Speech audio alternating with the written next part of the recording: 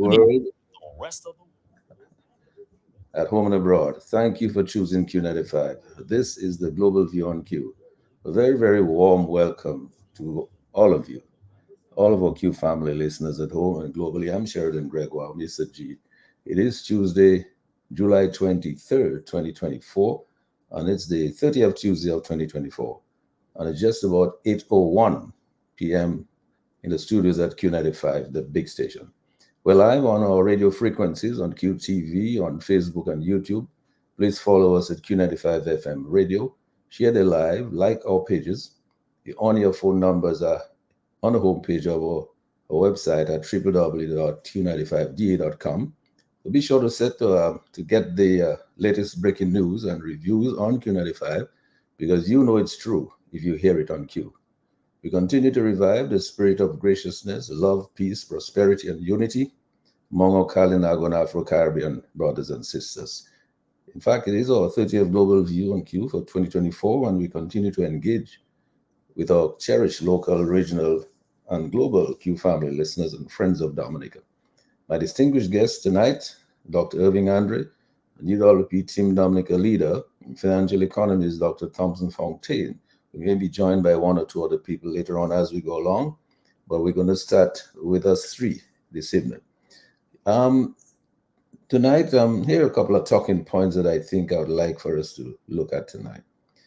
First of all, let me take the opportunity to extend really, really deep congratulations to Nurse Annette Thomas Sanford for a historic overwhelming victory at the polls against all odds in the Kalinago chief election yesterday. We will discuss lessons to be learned from that election and from the strategy that she may have implemented, and from her organization structure to her door-to-door campaigning, to her funding strategy, the ground game to get the vote out yesterday. All these are critical for us to look at this time. And look what's happening in the US elections. We will talk about that and make some comparisons and maybe take some lessons from there as well. Well, but it continues to also be all about the crisis of electoral reform and being ready for the game surrounding the controversial opposition leader, Mark Akwi, as some people would say, in the parliament for the 2024-2025 budget process. And being ready, of course, for any sham snap general election.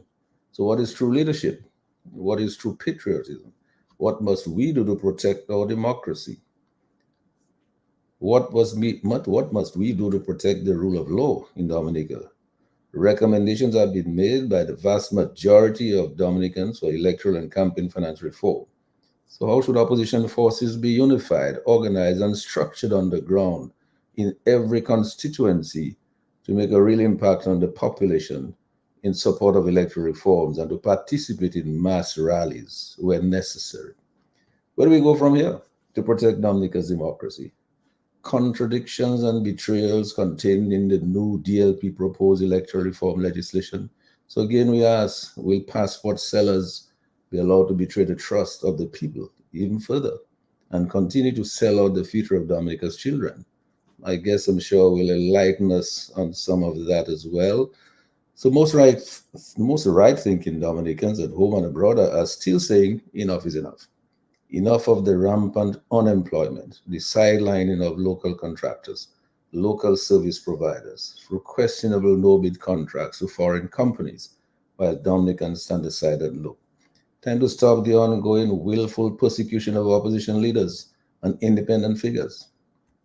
Lennox Linton was back in court again today. You know, where did it go from there? His matter's been sent up to the higher court. Really, Thompson Fontaine will be back in court again soon. For what? 7 years and counting. The persecution continues unabated. So too is the victimization, the discrimination against people with a different opinion. It seems as though people's power is the only answer. Sitting on the fence, as we always say, and hiding in the shadows has not worked. To Dr. Andre, Dr. Fontaine will help us share some of their views on these and other issues to help inform decisions on people's actions for the way forward to secure free and fair elections which hopefully will result in good, accountable, and more transparent governance and return Dominica to the path of democracy and respect from the regional and international community. We all know that when any government remains in power for too long, that power they hold, it corrupts. And also we know that absolute power corrupts absolutely. So all Dominicans, I believe, should embrace national unity for peaceful people's action right now to stop these tidal waves of Dominicans continuing to flee overseas away from the serious problem of the inability to pay the bills and take care of themselves and their families in their own country while they watch foreign contractors get richer and richer. So, my distinguished guests, and you also, listeners on Facebook, on YouTube, wherever you are, on the radio, you will help us. You will call in and let's discuss and engage in the broader dialogue on these subjects, and you'll opine on the merits and demerits of what we are continuing to witness in Dominica today, in comparison to what we all know once transpired here many, many, many years ago. All right, so we invite you wherever you are to join us, stay with us, and as you do every Tuesday with me, Mr. G, on the Global View on Q, only on Q95, the big station. But before we get started, I want to do our usual shout out, hugs and love and appreciation. Big thank you to our healthcare providers, frontline workers, police and fire officers, teachers, our doctors, our nurses, our public and private sector patrons at home and abroad.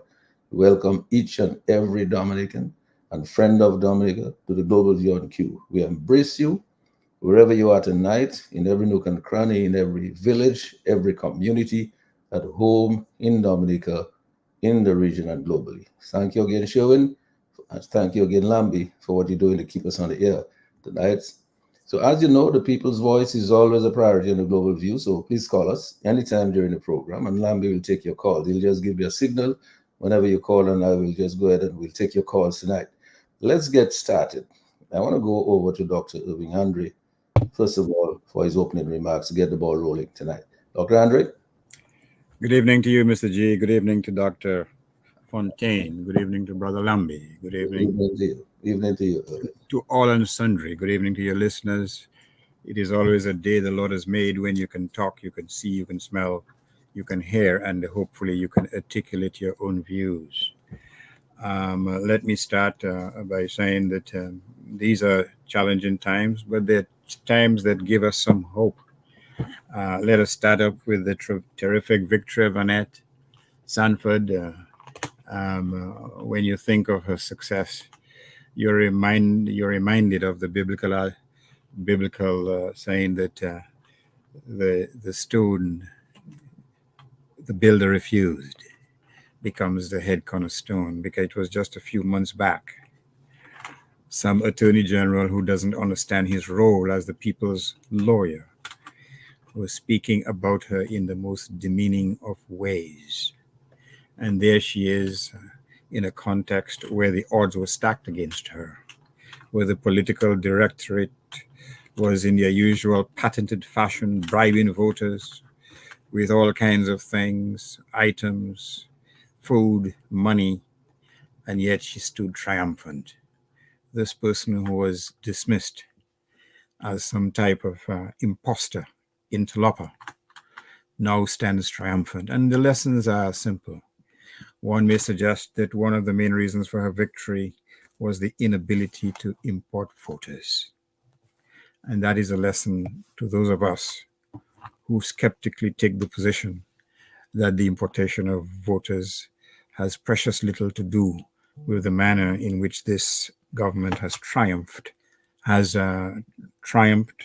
over the forces of good, has prostituted Dominican electoral laws, aided and abetted by senior counsel who was at the bottom of his class at St. Mary's Academy, who was at the bottom of his class in law school, but only in Dominica can you have that type of record of academic achievement standing on a pedestal. It's an indictment of class and caste in Dominica that we have this sorry state of affairs.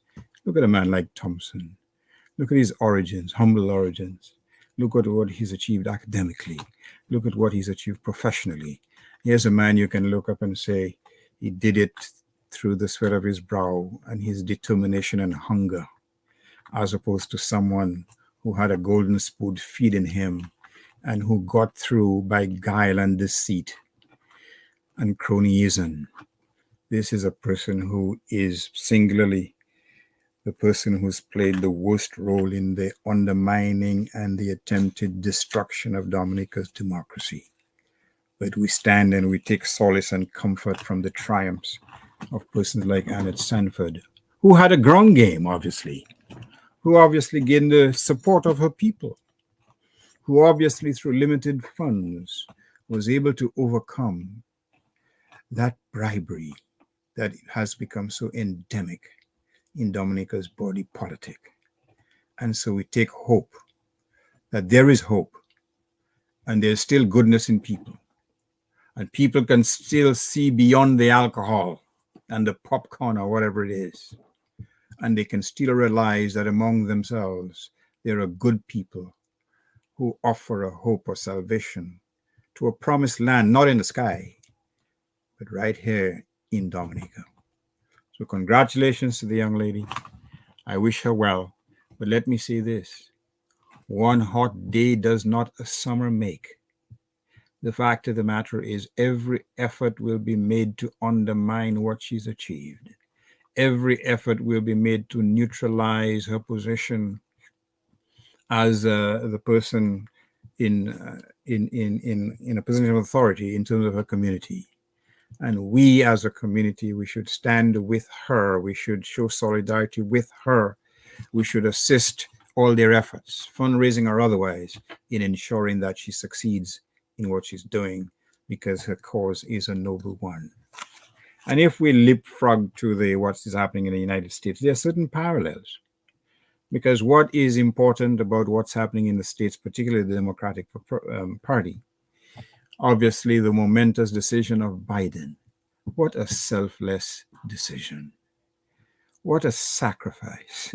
Let me ask you, Mr. G. Gasson, which member of that directorate do you see resigning in this fashion? Which one? I'll have to think about that.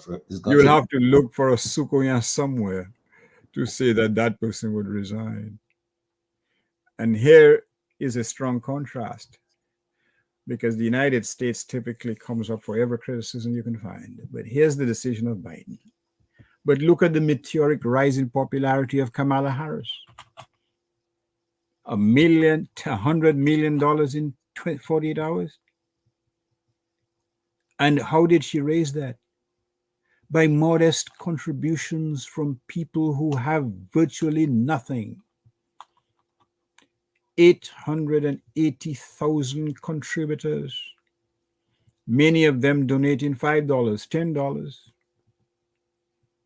50,000 new volunteers to assist with the campaign against that devil dressed in Gucci clothing, just as we have in Dominica. A fight, an existential fight, a monumental fight to save the soul of America, irrespective of its tortured history. A Black woman, aided by the hundreds of thousands of those who've been crushed down and who apparently will be crushed down if Donald Trump gains ascendancy in the United States. And I know that we have our own compatriots who support him, Zafedo Yosa. But I'm not blind.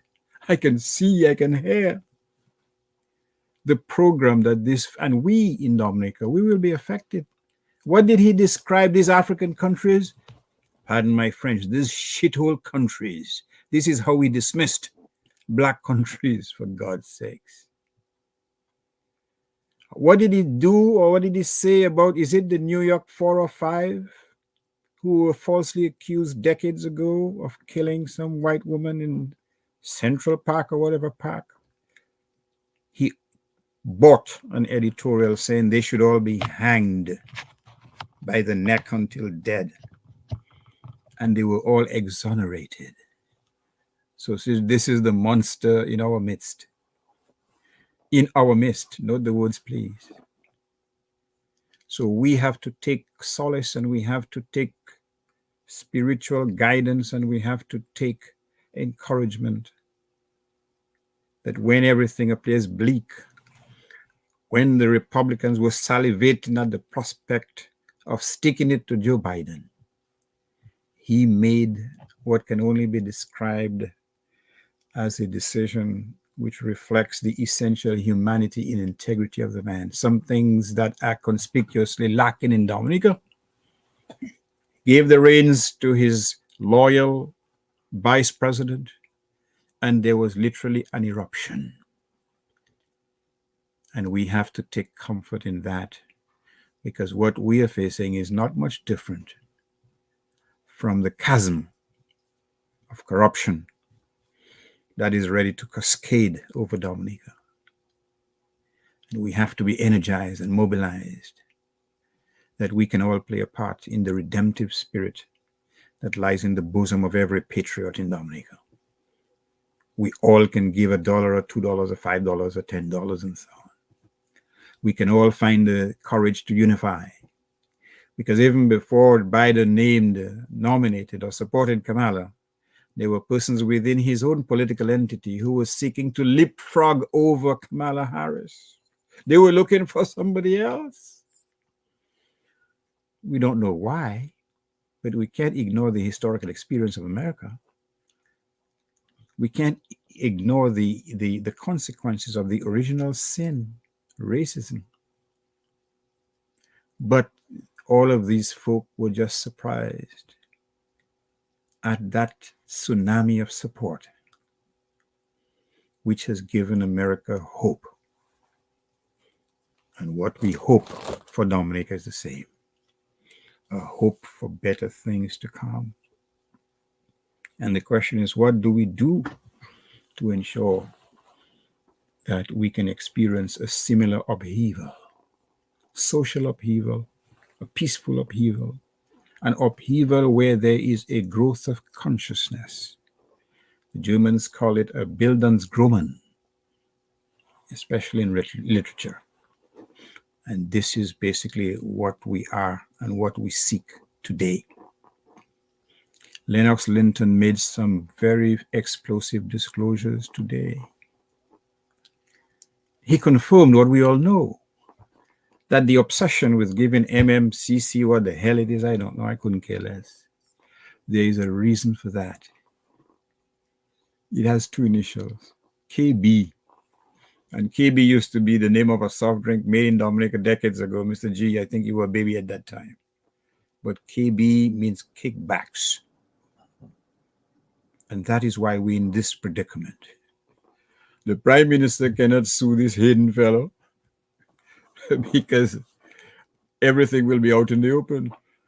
The source of all this money, which is being hidden in mysterious accounts. What is happening in Dubai in terms of investments? Monies that should be in our consolidated fund, all that will come into the open. So he can't do anything. Hayden has him. I'll let you decide where Hayden has him. But Dominica is the biggest casualty of that crookery. And let those comrades maintain their silence. Let them flee to Antigua. Let them miss the fresh and rarefied air going up to Trafalgar. That's their business. But we have to take the decisive action to repatriate our assets to Dominica. Bring it back. And we should prosecute that fight with all our might. We should leave no stone unturned, because nobody's going to do it for us. Nobody's going to do it for us. And I think I'll stop there temporarily, Mr. G. Well, yes, very good introduction. I mean, I'm happy that you found some very kind words for Annette. She has worked so hard, and I know that Thompson, you too, will want to congratulate her and reach out to her and offer her total support, because as Dr. Andrews said, every effort will be made to undermine it, as has been done in the past. My only my only surprise is that this time, and there's something we have to read the tea leaves on. This time, the gifts and all those, things, they did not work. They did not work because I noticed that there are at least two persons who appear on the surface to be sympathetic to the Labour Party. One of them, in fact, was an MP who ran on a Labour Party ticket before. He got 146 votes thereabouts, and another person got 276 or something like that. But here you are, man, getting 693 votes. And that is a person I'm sure all guns were, pointing at her, trying to take her out of the race completely. But she must have done something very, very correct, Thompson. And I believe what she did is really to have a strategy, to have a plan, to have worked hard to execute the plan, to have mobilized people to work with her, and a lot of volunteers to come on side and do the door to door and, walk the pavement and to get secure votes. And from what I saw, I got the impression that the whole place was separated into two or three regions, and it cleaned up the votes in one region. And the other person, the other lady, got to something, cleaned up in another region, but she could not clean up enough to take away from Annette there. And so Annette came up with 693. I think what is instructive for me is that the way she was organized and structured, and she went working hard to do what she had to do. So, Thompson, maybe we can start off by talking a little bit about Annette, because I really think it's a historical movement. First female chief. Yes, indeed. And a very good night, I'm Sheridan and Dr. Andre. What an honor to be with you tonight, and to the many listeners. Indeed, I just want to firstly extend my own congratulations to our new Kalinago chief. Historic in many, many ways. The first woman, female Kalinago chief, as far as we can tell, from the Kalinago territory. And it was not an overnight. That's not an overnight success. What we witnessed last night was a period of a lot of hard work and doing what was necessary on the ground. I had the opportunity just a few weeks ago, actually, in around the middle of June. I had an opportunity to visit with Annette and her husband in the Kalinago territory. And we had a very interesting discussion around the race for the Kalinago chief and the politics and so on. Because as you would know, Annette was the UWP representative in the 2019 elections. And when I was about to leave, she gave me a list of people that I should go visit within the Kalinago territory. She told me, do not leave before you go and see these amount of people. And she gave me a list. It was already about probably 7 o'clock at night, and I said, "Well, okay, I will do that." So I obediently went, through the Kalinago territory, doing every stop that she asked me to do. She described who the people were, and so on. I should go and see.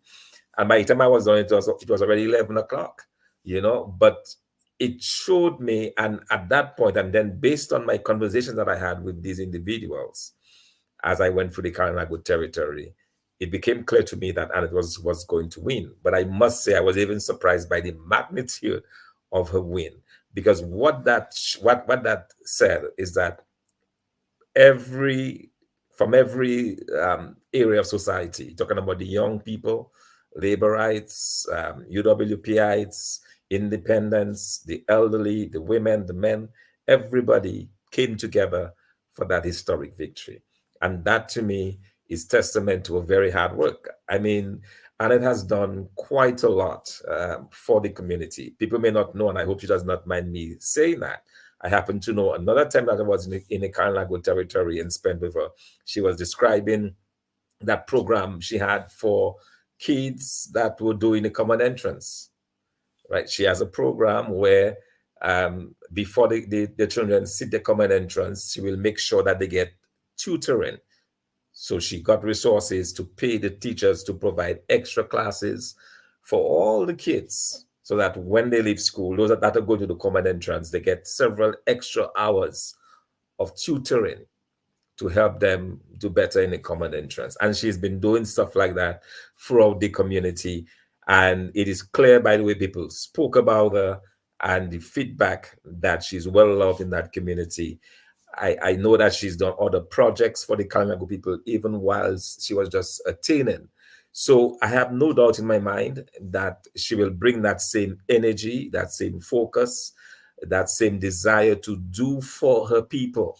Because in everything, I noticed that there was always a focus on what we can do, what we can do to better, to improve the Kalinago people. And now that she has this very important position, there is no doubt in my mind that she will use that same zeal, that same fervor to bring as many people as possible and to do everything possible to develop the Kalinago community. Because one thing you may have noticed, and one thing I noticed at least when I was in the Kalinago territory, is the complete neglect by this administration. This Macu is a constituency they claim they have won for the past 2 or 3 election cycles. Yet the place is completely, ignored. They have not. There was a place, I don't know, Mr. G, you would recall. There used to be a place where the persons would sell their craft. There was a nice place overlooking the sea where all the craft would be displayed and so on. They had the little 2 holes, and so these were destroyed by the hurricane in 2017. There was a promise that they would be redone, and up to now, nothing. That was completely taken away. And there is so much that the community, we were told that President Chavez gave several $1 million for a housing project. And then a few houses were built, but did we see the full extent of this? So I'm very confident that given the neglect by this regime, that the Kalinago people are basically saying enough is enough. All right. You've done enough. You've done enough to impoverish us, because that is what has really happened. The Kalinago territory is a lot poorer today than they were 5 years ago. There's a lot more poverty. There's a lot more hardship. There's a lot more pain in that Kalinago territory. So I think it's a good turning point. So there are many lessons to be learned. And one of the important lessons, of course, is that the people of Dominica have finally said that enough is enough. And that trend we are going to see repeated over and over across Dominica, because obviously people are fed up with this regime. We have the issues, of course, of our monies. And you heard the Prime Minister some time ago trying to prepare the Dominican public for a time when there'll be no more money coming in. But what he's done cleverly is to say, well, when the money stopped coming, it's not because of me, but it's because of the risking by the banks. It's because the banks have decided that they will not allow the money to come in. But I'm asking a very important question. Why would the banks not allow monies that are gained through legal means to come into the country? Exactly. And St. Lucia does not have this problem. Grenada, the new Prime Minister, said at the end of this financial year, I think in March, that they'd made $1.3 billion last year in sales. All of that accounted for, all of that coming into the country.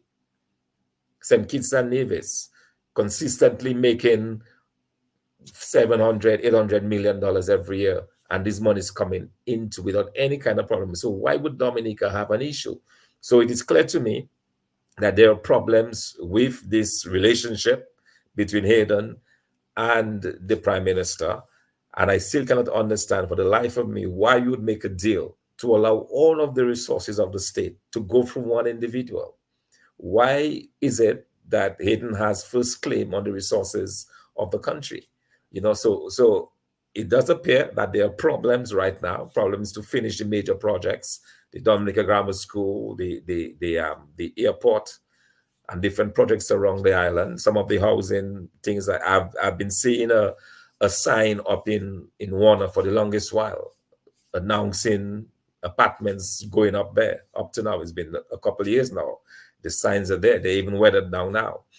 So it seems to me that faced with the loss of resources, that the Prime Minister is preparing the people of Dominica to say, well, it's not me, I'm not to blame. Blame the banks, blame Bank of America, blame Chase Bank for not allowing your monies to come into the country. But we should not be fooled. It is clear to me, at least, that this is not the problem. De-risking has always been there. That is a problem that has been going on for many, many years, and throughout the Caribbean region. And the main concern always has been illicit proceeds, especially when it's coming as a result of drug trafficking. So a number of banks have lost that relationship because they fail to take due care and attention, allowing monies and proceeds of drugs and so on to pass through the banking system. That is not the case for our passport sales. So, we should be preparing ourselves in Dominica for some very difficult days ahead. And I have said repeatedly, and I'll say it again tonight, the next thing that is going to happen is we are going to see the government having difficulty paying the workers, the free 4,000 government workers.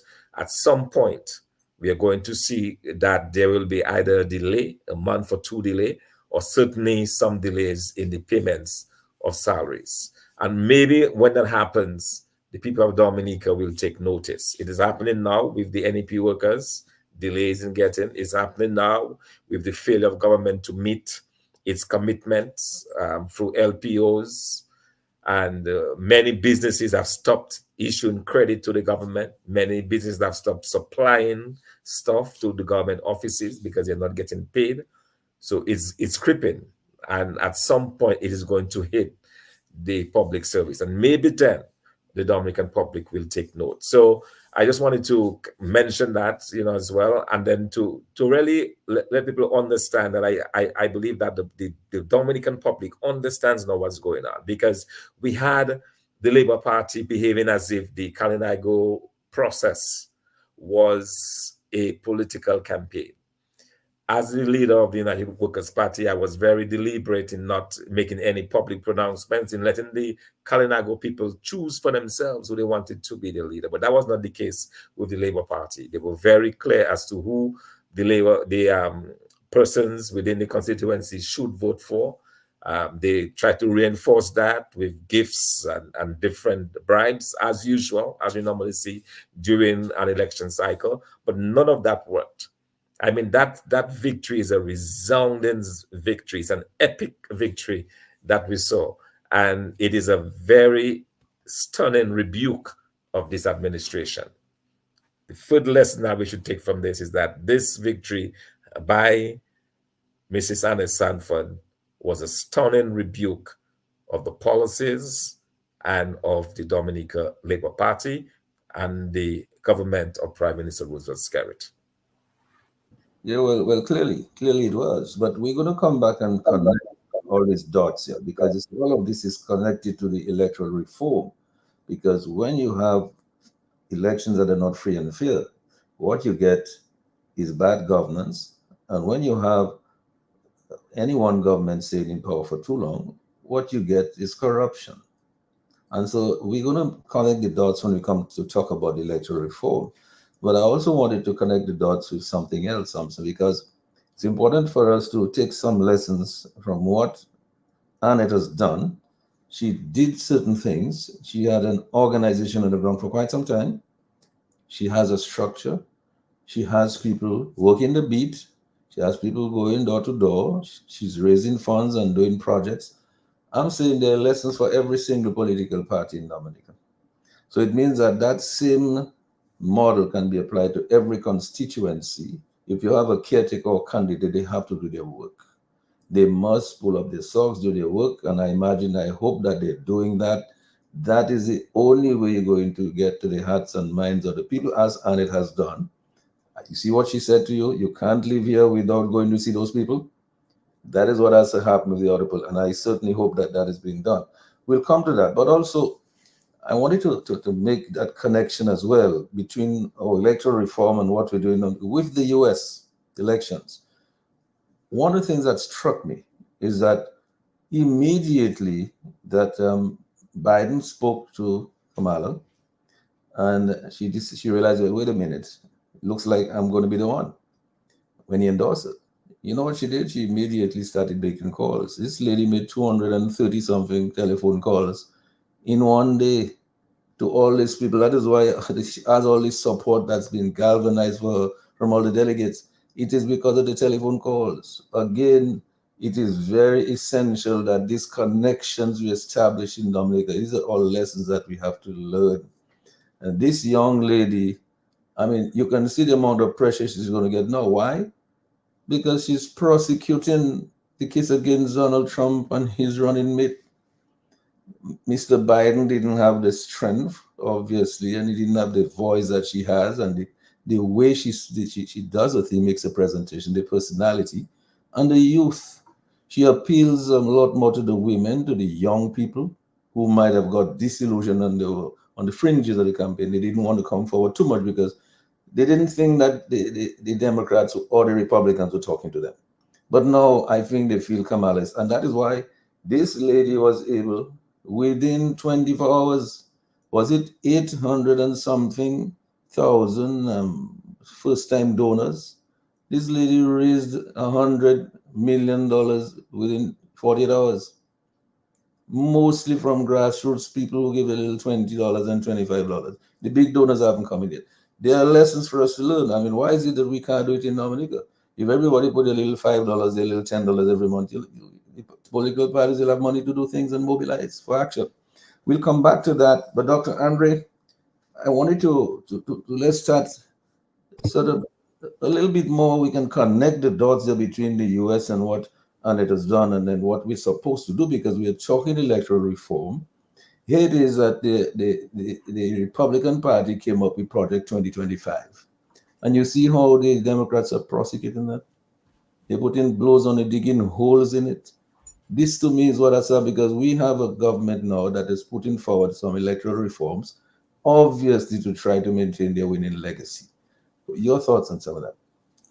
Well, again, we can learn from the American experience because bear in mind, you made mention of Project 25, which is a blueprint, a recipe for the gutting of all the institutions of good governance in America. It is a document which would facilitate Donald Trump to become a little Putin in the US or little, what's the fellow's name in North Korea, whatever his name, an Urban in whatever, wherever he is, a recipe for dictatorship. And we have to look at this proposed legislation, the 3 pieces of legislation which the government has concocted, as serving the same purpose, aided and abetted by some unscrupulous lawyers in Dominica. And we have to take it very, very seriously. You see the fierce urgency of now, which motivated Kamala to raise $100 million in 48 hours. You see the excitement on the ground. You see the togetherness because they have united to fight this fundamental threat to their way of life. And the electoral reform proposed by this administration, we have to view it in the same light. No campaign finance reform. You don't have to live in a constituency to be able to vote. As long as you're on the list, you can vote, irrespective of whether or not you live in Timbuktu or Lac Lang. That is, if Arundel gives you a passport. You have a slate of ministers selected by one man, and then you have a slate of former ministers who are earning the same income as they used to when they were ministers. So it's like having 2 snakes wrapped around your neck at a time when some Dominicans have to choose between paying the rent or sending their children to school or buying food, at a time when many cannot fix their roofs, at a time when many cannot even find a job, at a time when many can't even get paid for doing their jobs. I posed that question a few weeks ago. Let me pose it again. Do ministers of government have to wait 3-4 months to get paid, Mr. G? Well, I've never heard any one of them complain about that. Exactly. And when they get sick, do you think they want to go to this China hospital they boast about so much? They fly out, they get their tails out of Dominica. That is the unfortunate reality that is being built up in Dominica, with now a murmur of protest from some who are enjoying the fruits of those iniquities. So the time has draweth nigh when we as a community, we have to say enough is enough.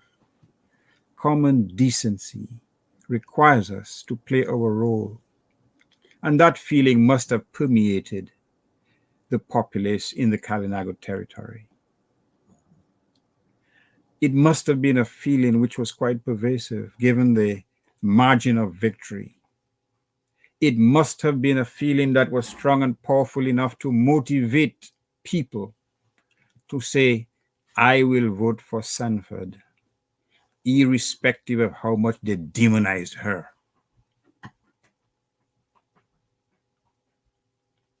It must be the time when we, and it is quite appropriate that you have this momentous victory in the territory. If they were motivated by a sense of history, they would be aware of the historical role they've played against the colonial interlopers, against those who try to extinguish their civilization and their culture, against those who chuck them into a so-called reservation, against those who dismiss them as alcoholics, not good for anything else, against those who typically and historically dismiss their women as not marriage material, good for a fling or two, but for nothing else. There's a quiet uprising in the territory. I'm aware of it because I was in touch with a few folks from that territory. There is a different feeling among the youth in particular. And yes, there are some who gravitate towards the den of iniquity by being bought for an SUV or $30,000 that disappears from the coffers of the council. But there are others who have a totally different vision and different view and say, look, enough is enough. We will no longer be the footstool of any political party. What happened, as Thompson raised a while ago, the $10 million from Hugo Chavez? Huh? In exchange for that money, they are given a little house by there, a little galvanized sheet by there, a little B&B, and that's not bottom brain, but that rum, whatever it is, by there. And they're saying we will not be satisfied with these handouts which continue to trivialize and belittle us as a proud people who played such an important role in the redemption and liberation of Dominica. Those folks have to get the message that no longer will be able to buy all the people all the time. They will be able to buy some, but not all. And those erstwhile freedom fighters of the past, who have become wedded with that type of corruption, will be left stranded on the shores of history, while the younger people, or those who dream of a better Dominica, the so-called ordinary people in Roseau, in Wesley, on the coast, Margot, Portsmouth, other places, they will show true leadership. While those of us who were with our big education, we pretend and we pontificate. But while they take up the battle on the ground, and that is where the salvation in Dominica lies, on the ground, as Annette has shown. Those initiatives that we used to be so proud of, a bazaar over here, a bake sale by there, a jumble sail by there, a Sioux. I think my mother used to call it a Sioux or Sioux. I don't know. What the hell do I know anyway? Initiatives that help sustain Dominicans in their hour of need, historically speaking. We have to discover those initiatives and we have to put them to work. And can you imagine, Mr. G, if every month in a certain village, in a certain part of Dominica, we have an event where the farmers are patronized, where persons sell some of their wares, and where all patriotic Dominicans make it their business to attend at those places and those spaces and those functions for 3 reasons.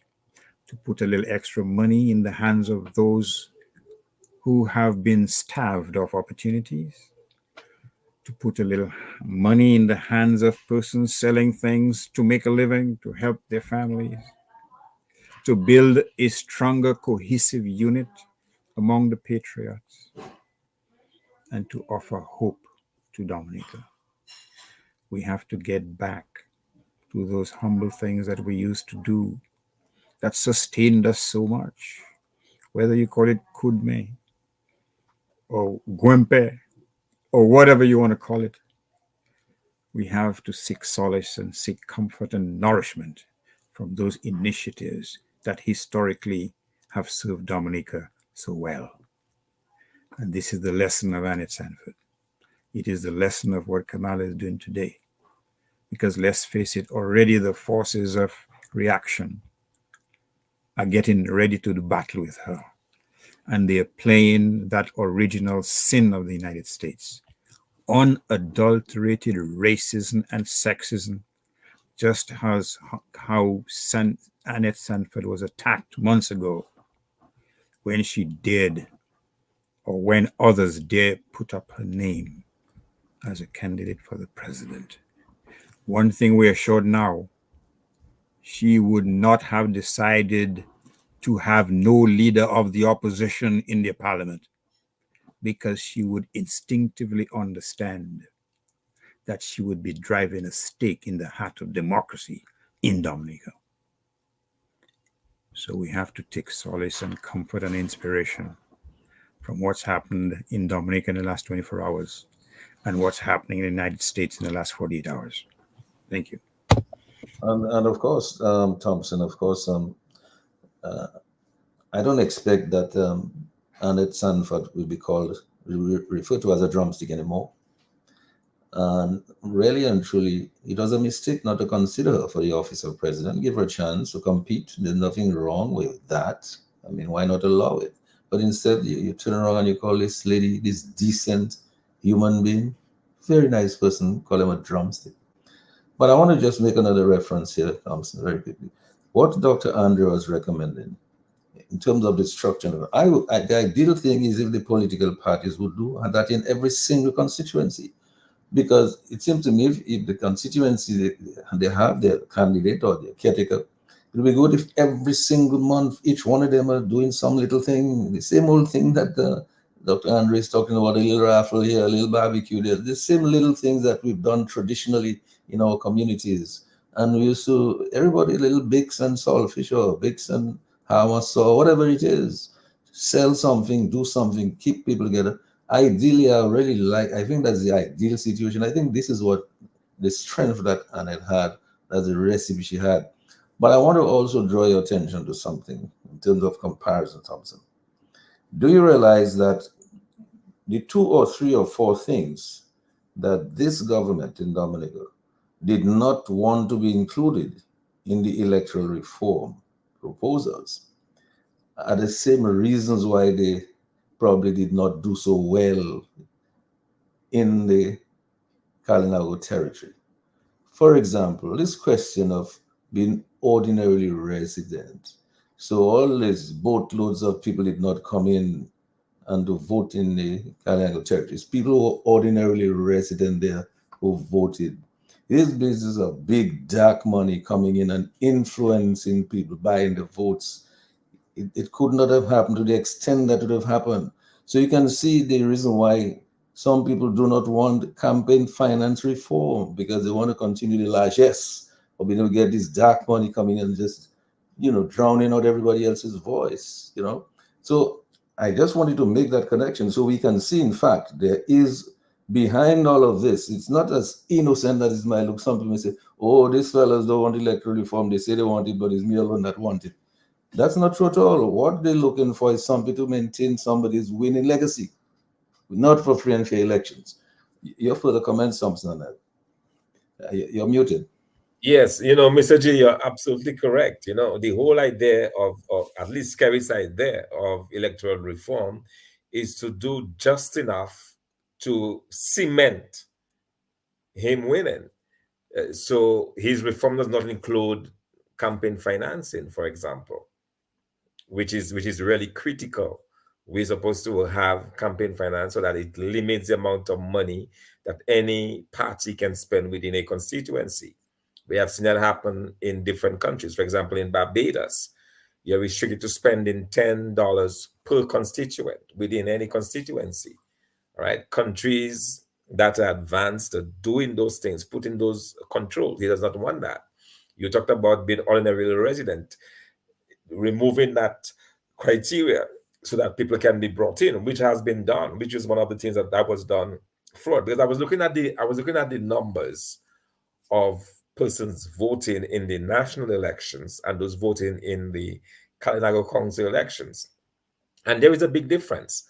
And I suspect, knowing the way Dominicans take their elections seriously, you can bet that some of that number is persons who were brought in from overseas into the Kalinago territory. Okay, so he wants to maintain that, because that's how you maintain your winning legacy. So electoral reform in the mind of the Prime Minister is, what can I do to legitimize what I have been doing in the past that have allowed me to win? Because one thing is very clear: the public in Dominica, especially Dominicans resident in Dominica, long time ago decided that they did not want this Prime Minister or this Labour Party government. Hence the reason why he saw it fit to invest millions of dollars into bringing people into those constituencies. And there's no question about it. That is how the Prime Minister has been able to win.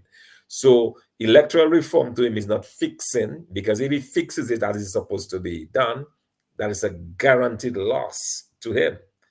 So his thinking is, how do I maintain that winning? I don't want to say legacy, because that's not a winning legacy. How do I maintain that cheating legacy? And the way you do it is by pretending to have reforms when in fact you're reinforcing the bad ways. I mean, why would you remove, for example, the criteria that says that the person should be ordinarily resident for a period during that 5 years? Why would you want to remove that? Because it means that if the person is resident in that constituency, they are more likely to vote in a way that will guard their interests. But if my residence is overseas, then what interest do I have in ensuring that the person that is there really cares about me? Okay, so that's electoral reform in a roundabout way, and that's the reason why we have to continue to insist that the residency criteria is maintained, that we do have this campaign finance reform, importantly, so that you don't have this corrupting influence of money, as we've seen, bringing in artists at all costs, free concerts, bribery and treating. All of those has to be maintained in whatever reform that we have. And so, we have to continue to push hard for those reforms that will really make it a level playing field, because that is what reform should be at the end. At the end of the day, if you're going to have reforms, those reforms should be to give a clear, level playing field. And at the end of the day, the party with the best plans, the party with the best policies, the party with the best people will win those elections. Now, Dr. Andre, here's something else. Obviously, the lessons learned from the Kalinago territory is that because all these votes could not come in, they lost. You understand? And it won big time, which is probably what would normally have happened. Now, I heard the Prime Minister saying, one of the arguments he made at one of his press conferences is that, this campaign finance reform thing will take too long. You don't want to go into all that now, you do that later. But Dr. Andre, you're younger than I am. Do you recall that there's a gentleman called Sir Dennis Byron, who in the recommendation, I mean, he put the whole thing in there for the prime minister. He doesn't have any more work to do. Byron already put it. Why not just use what Byron put there? You paid the man $700,000. Why he put it in there for you? Know it's complete. It's there. Why not just implement it? Why give yourself the headache of looking for something else to do? As a lady told me when I was in Dominica last, Ipavle. I mean, what more evidence do we need? Ipavle. He doesn't want reforms. He's been singing the song of Tony Astafan since that famous or infamous or notorious email. And again, I challenge Tony again. Show us the amount of money you've been paid from the Treasury for all this bogus and rubbish and garbage advice you've been given to the Prime Minister. Advice designed to undermine and to destroy Dominica's democracy. And perhaps we could have had a parliamentary commissioner.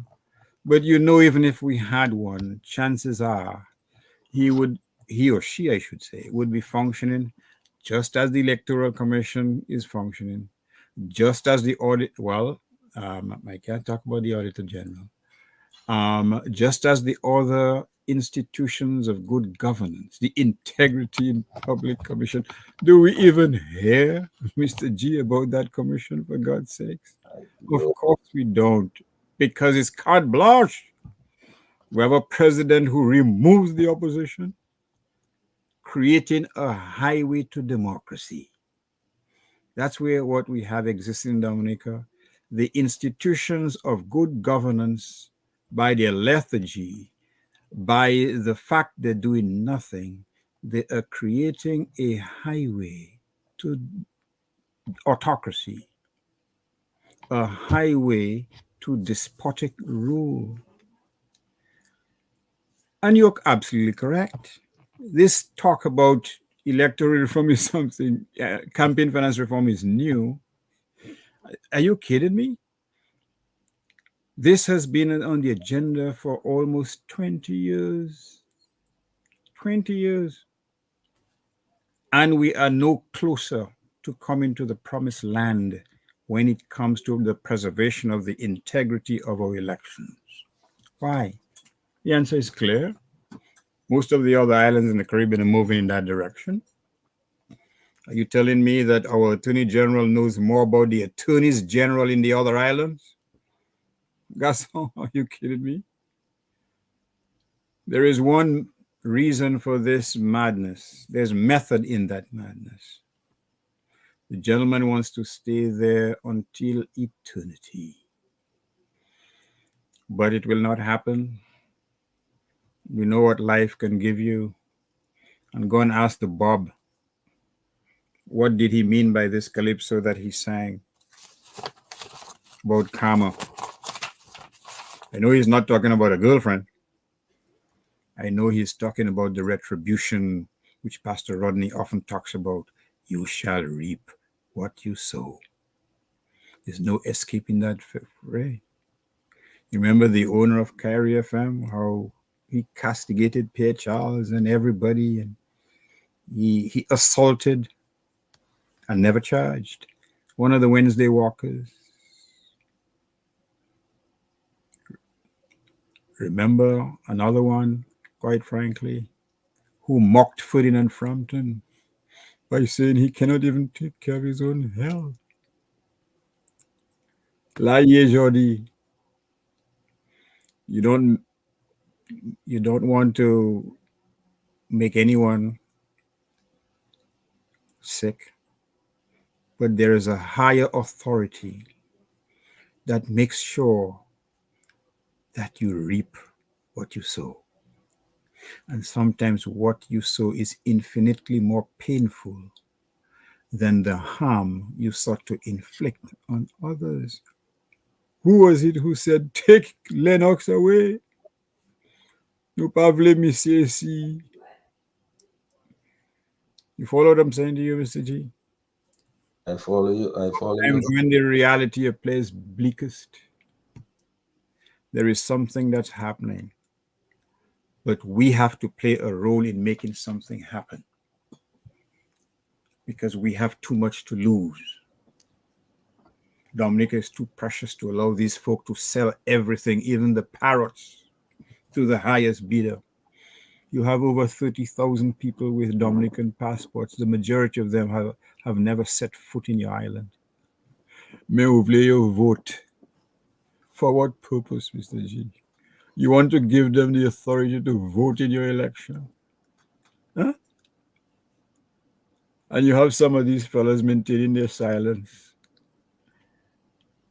bathed in their robes of contempt, in their robes of what Dominicans used to call their freshness. And you are supposed to accept that? You're the patriotic Dominica who's working hard, who's making ends meet. You cannot save $200 a month. You cannot even buy insurance. You can't even buy medication. You can't even buy linen or toilet paper. If your relative unfortunately is stricken with an illness that results in he or she being held in the hospital. But they're telling you, guys are going to save $200 a month. What wickedness is this? Huh? So we have everything to lose if we don't tie our shoelaces and we don't fight to save the little that we have left. They will squander it. Just now there will be apartment buildings in Dubai worth tens of millions of dollars in different people's names, just as there are structures in Dominica in different people's names. And we know that these were ill-gotten gains which resulted in the acquisition of these properties. We know that. And they want to talk about those guys at Q95. This is a joke. Well, it is a joke because I remember somebody said to the Garois, and these are Garois, say we are very interested in tourism, and the Garois have a hotel built already. All they need is some resources to put it back into full operation and employ a lot of people, earn foreign earnings for the country. Somebody said to them, you shut up your mouth, you can invite a pint to paint your hotel. And what did they do to Arthur's guests? You think it's by coincidence, my friend? They arrested them. Well, actually, no, wrong. They had them at the headquarters for several. They asking them what? I think one was asked something like, "What is the cost of a pound of rice in the United States?" They held them for 7 hours in the headquarters, asking them questions. Huh? There's no legal basis for detaining them. But who cares about what the law says, Gasso? Huh? But again, we will reap the fruits of our actions. But then Thompson, what I was going to say too is that if you accuse the guy of not being able to buy it in a pit, and yet at the same time you have a public servant who you allow him to spend $75 million or something like to build a hotel, and that public servant gets a commission before even one stone is moved, a commission of what is it, $7.5 million or something like that. What does that really tell you? So here's the next thing I want us to consider, because every time I look at those things, it reminds me of what happens in some of the countries. And what I see happening, for example, and I see some people, they love these strong men, they love these dictators, these strong men. They want to be like them. Some people think Putin is terrific. Some people say King John, oh no, that's the guy. Orban, oh, that's the guy, because he was elected in a democracy, but as soon as he got elected, he started wiping out the media and wiping out all the private sector. So he could be the king of everything. He is the engine of growth. He personally, does that remind you of anything you see happening in Dominica? We see in Dominica the private sector is being marginalized. It's supposed to be the engine of growth, but what do we have? So Thompson, what I'm trying to do, I'm trying to make the connection between what we see happening there, the way some people are treating the whole business of electoral reform, which is supposed to translate into free and fair elections, to give us good governance, good, transparent, and accountable governance, and performing governance in the interest of the people. Instead of that, we get in something which is meant to ensure that one person stays in power forever. I don't know what your thoughts are on some of those. Yeah, no, you're absolutely correct, and it goes even further. It goes even further. You have this one of the major traits of these people, these strong men that you spoke about, is to get rid of the political opponents by whatever means possible. We talked earlier about what happened in court today with Lennox, and a case that was supposed to be dismissed forthwith because there was no coup against Kerry, there was no incitement, absolutely none, and yet it goes to the High Court. We have been up and down before the courts for so long. I have another court appearance in August, then a High Court appearance. And imagine I'm being tried, and Irving, you're the legal mind. Tell me how is that? I'm being tried on two separate charges around the same issue, but one in magistrate's court, one in the High Court. Let, Isn't let, that let me ask you one question. I apologize for interrupting you, but I heard Lennox talk about it. Was it yesterday? Did the magistrate give reasons why you were committed, Lennox and Mr. James, why you all were committed to stand trial in the High Court? Did she give reasons for that decision? That's something which I'm curious about. No, there were no reasons. We were just told that, well, we were just told that the matter is going to the High Court. He's going to move one to the High Court, basically washing his hands. So one goes on to the High Court, and the other one stays within the magistrate's court. Two Well, charges: let one me charge let, of incitement, one charge of obstruction. let me interject, because again, I know Pilate. I read about him in the Bible. I didn't know he was in Dominica. I can tell you that here in Canada or United States, no judge, magistrate, what the hell you want to call them, can commit someone to stand trial without giving the reasons why he or she has done it. It's another indication of the kangaroo justice that we have in Dominica. Because a basic rule of due process is that you must know the reason why you are either found guilty or you're committed to stand trial. The test for committal is a simple one, yes. But no judicial officer here can commit anybody to stand trial in a higher court without giving reasons for his or her decision. Not asking you, I'm telling you.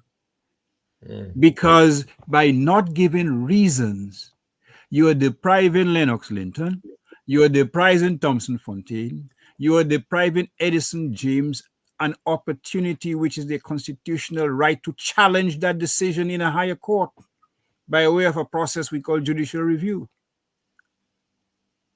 But this band movie, which we call Justice in Dominica, quite frankly, something's got to give. That's all I will say. Something's got to give. I can tell you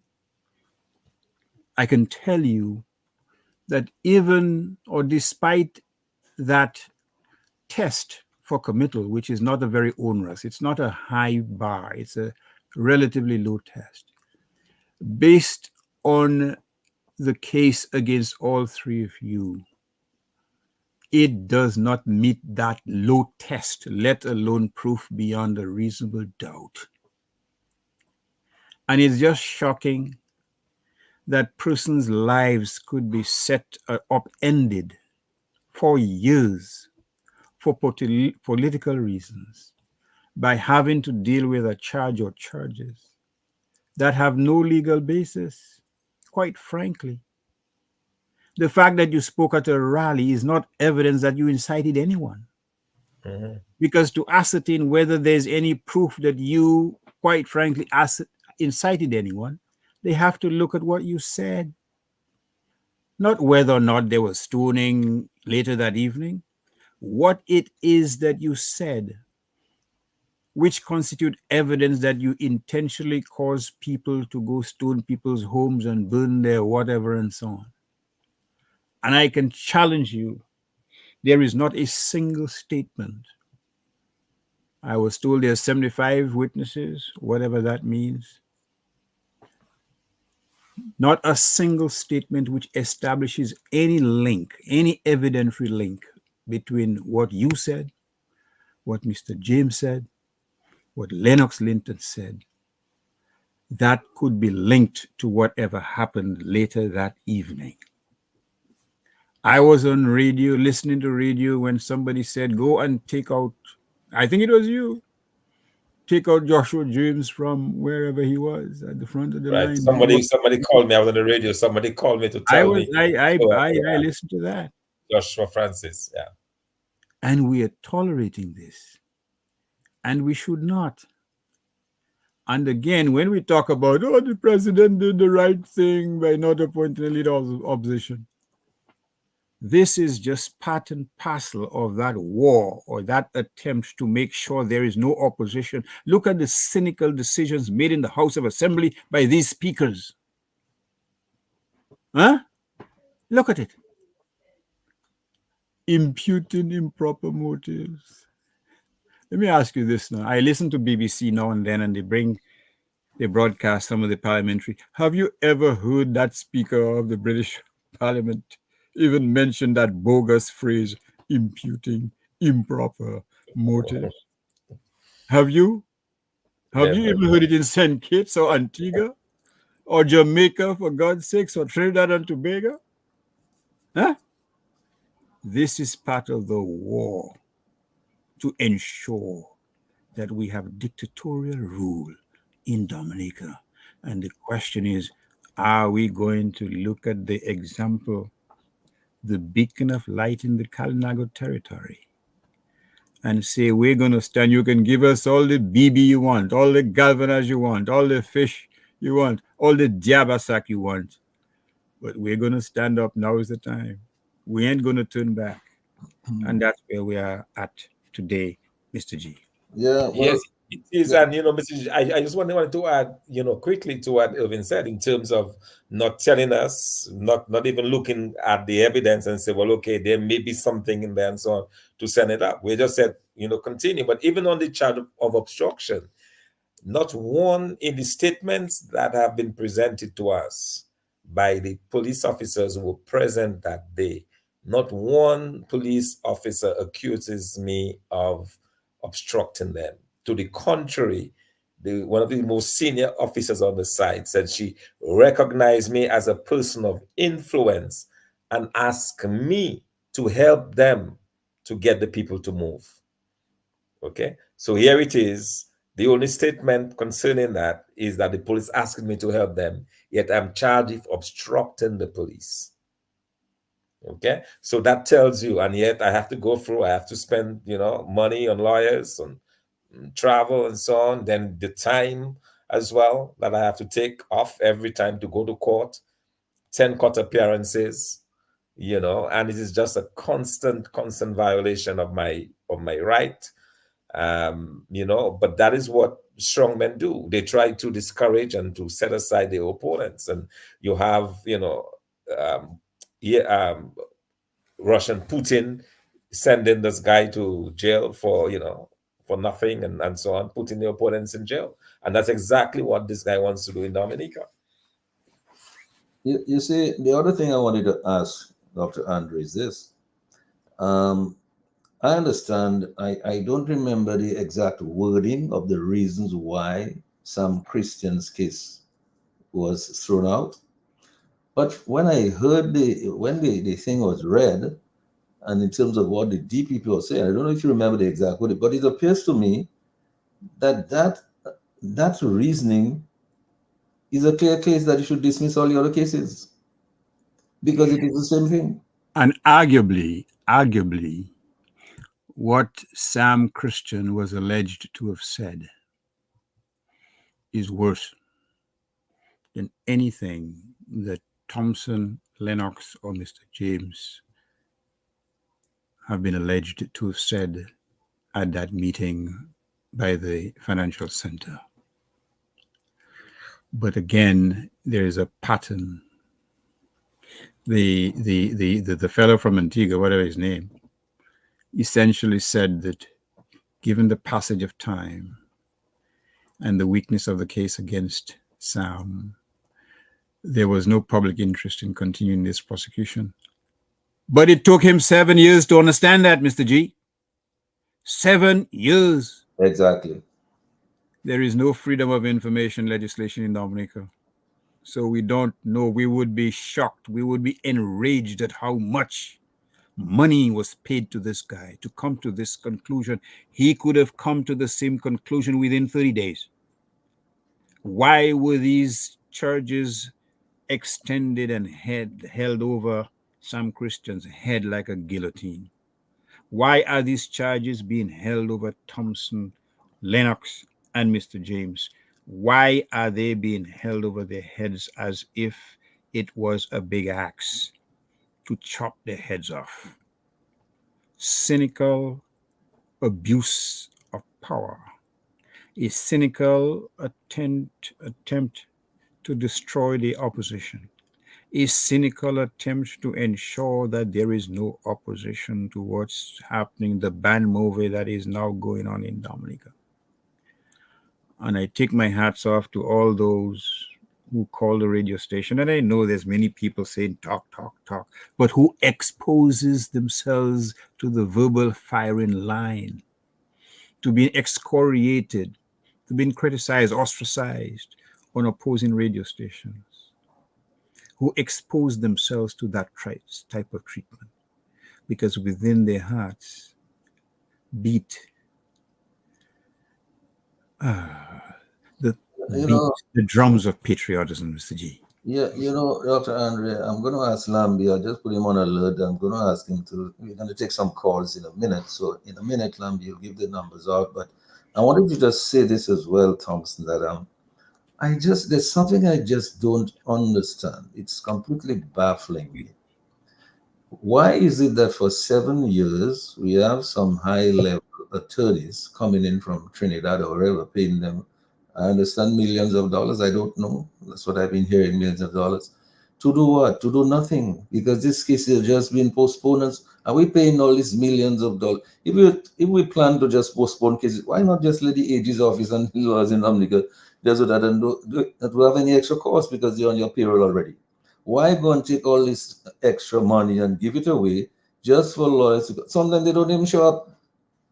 Sometimes they don't even come, Thompson. But yet we're giving away just for to say, okay, the case is postponed and they go back. They're getting paid. But why do you even need those lawyers? Well, why do you need 3 foreign lawyers to prosecute Dominicans in Dominica? Exactly.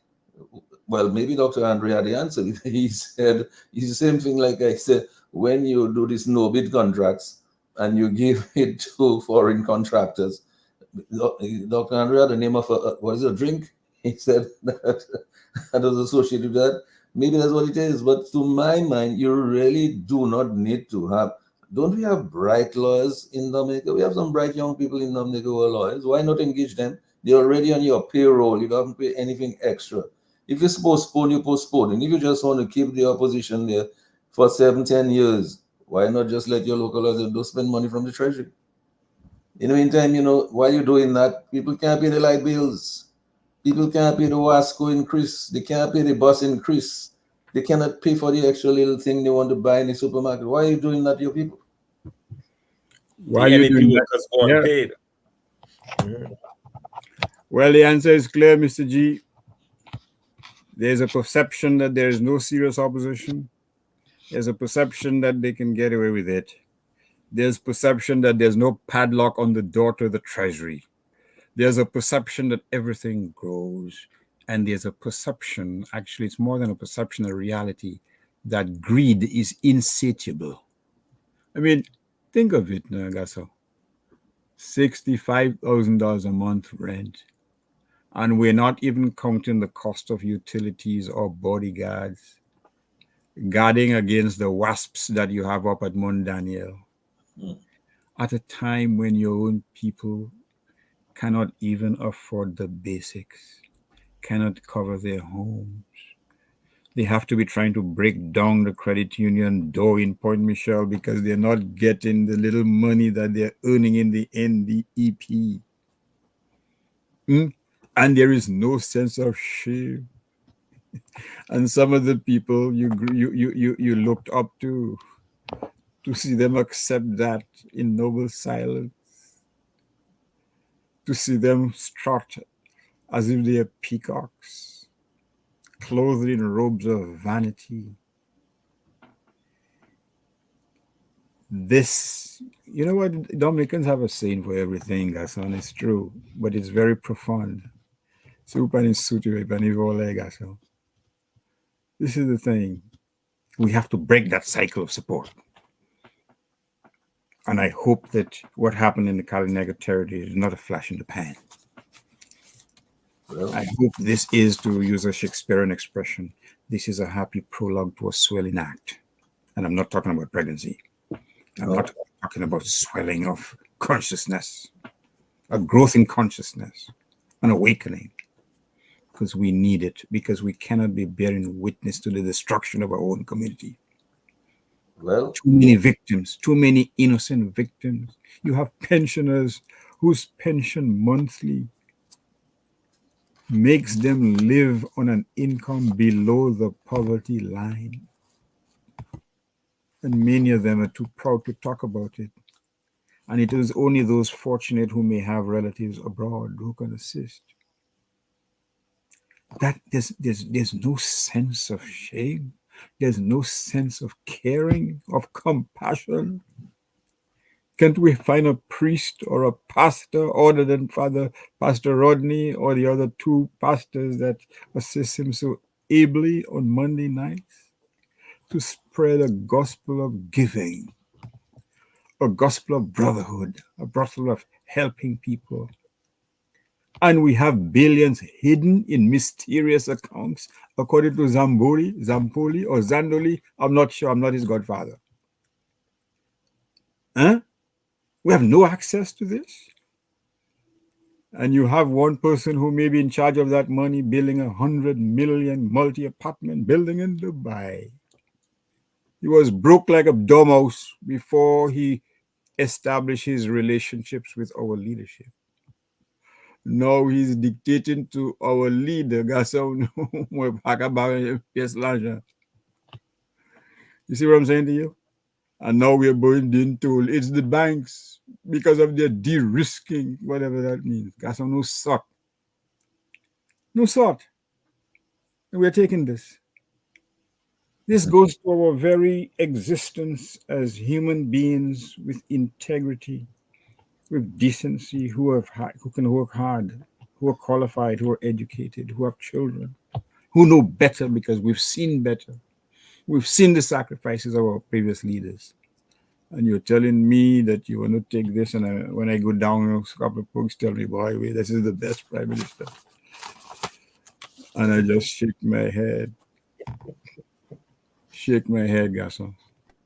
you know, well, Lambi, I'm going to ask you to give the numbers out so we can take a few calls. And on the other side of that, when we come back, I want to go back to the whole question of tying all of this to electoral reform, because there's a good reason why you want this appropriate best practice electoral reform is to ensure that you get good governance that doesn't have to expose its citizens to all of what we're talking about here tonight.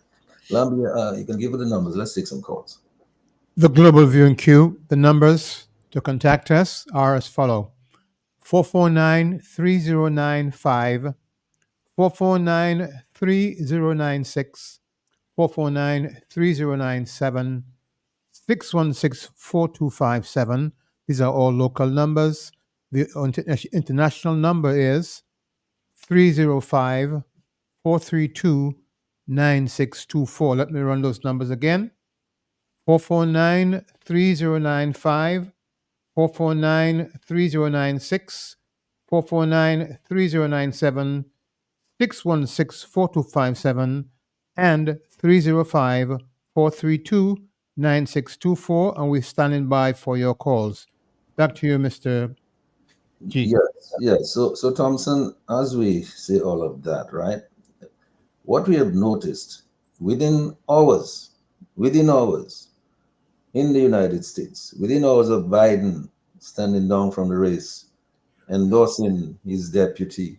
Within hours, the whole Democratic machinery, all the Democratic supporters, they turned from being lethargic and depressed to being extremely enthusiastic and dynamic.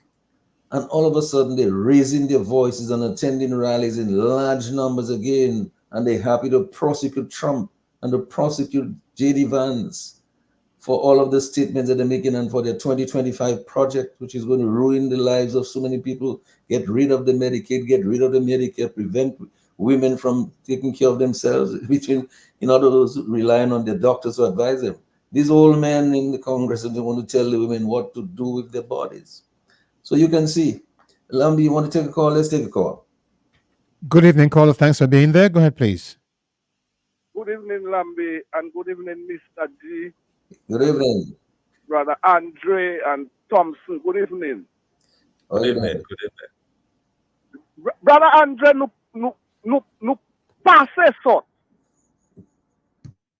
Mr. G is no, that is one of the hardest thing I trying to deal with.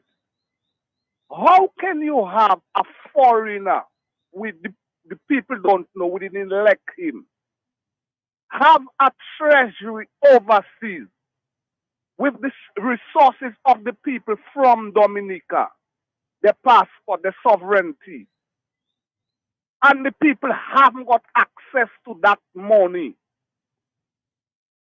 Every contract, every money that I have to spend is he that have to. I believe he have Skerrit hostage. Skerrit need help. But something in my mind telling me he wicked too, because the hardship Dominican is going through. Before the budget come up, Roosevelt Skerrit went and he raised his salary by $4,000. After the taxpayer spent $64,000 for him for his rent, more than his salary. Where does that happen, Mr. G? Those things it had to comprehend.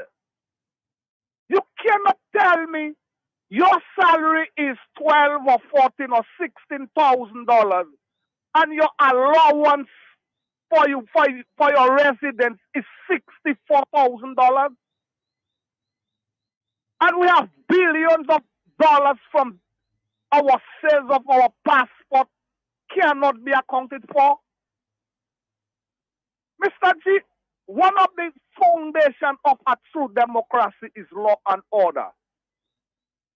When you have somebody vying for higher office, telling you no law, no constitution can stop him from being nominated, Mr. G, we have to be certain, Brother Andre.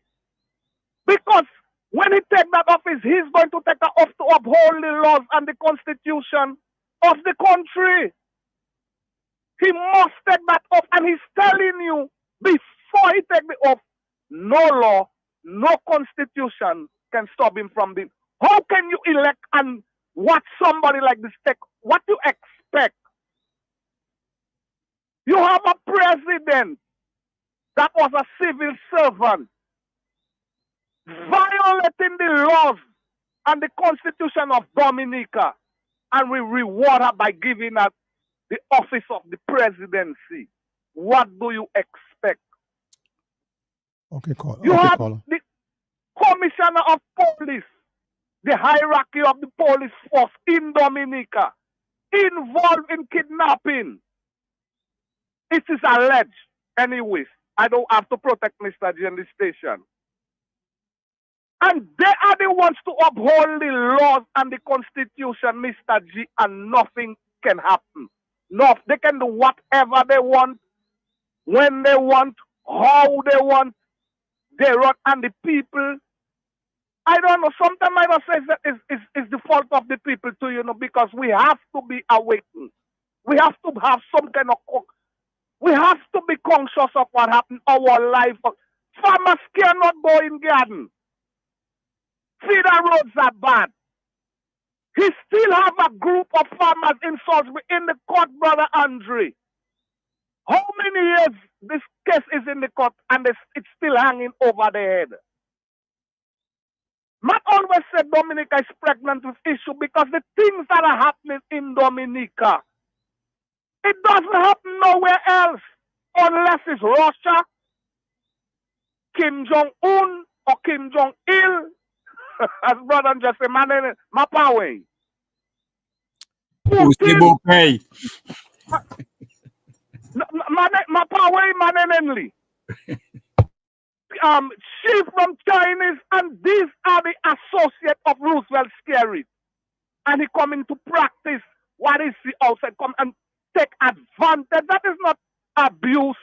That is advantage. Roosevelt is taking advantage of a defenseless people in Dominica. And I'm very happy and have to congratulate Sister Stanford again, because history have a way of repeating itself. The Kalinagos, we know the history. They were the first settlers in Dominica. They defend Dominica for decades. And it looked like they have to defend Dominica again. You understand? Because those things that happening in Dominica, Mr. G, is no way. It doesn't make sense. You cannot have all that money of the country and somebody else have it somewhere and the people suffer and they're giving you what they want when they want. That doesn't make sense. You have a DPP Caller, that please wrap up for having us. people before the court for 7 years. Case cannot call. Electoral Commission is dead. We don't hear from the chairman. We don't know what happening. Police Commissioner, IPO. I mean, all the institutions to uphold our state to be a real country, scary, kill it. So it's obvious. Except civil disobedience, mass demonstration. That is all dictators know. I don't know what is the problem in Dominica. People cannot see, they cannot understand. No, I don't know, Mr. G.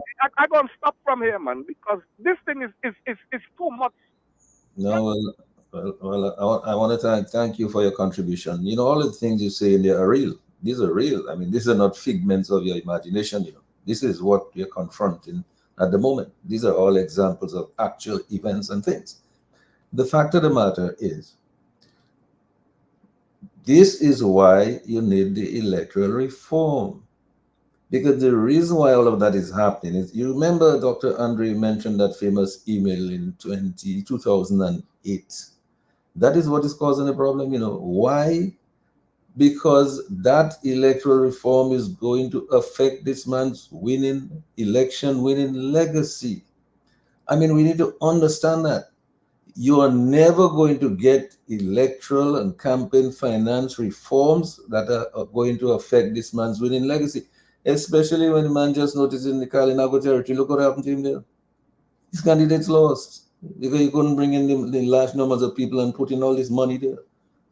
So it is a lesson, and I'm going to go back and relate that to the United States, Thompson, because as I was saying, the Democrats were so unhappy about the fact that Biden was aging and he didn't have the energy and so on. He was dropping in the polls and all of that.